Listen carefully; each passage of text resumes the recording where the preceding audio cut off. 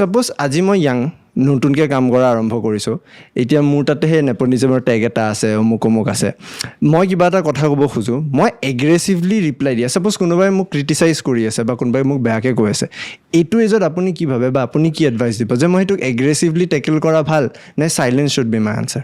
ৰাস্তা কুকুৰে ভুকিলে হাতীয়ে ঘূৰি নাচায়তো, হা এইটো দে অলৱেজ বাৰ্কছ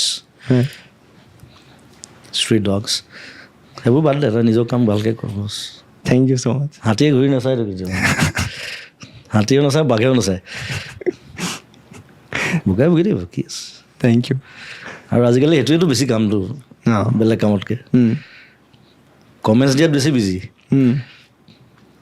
আৰু উল্টা কমেণ্টছ দি বেছি ভাল পায়, তেতিয়া লগত আৰু এসোপা লগাই লয়।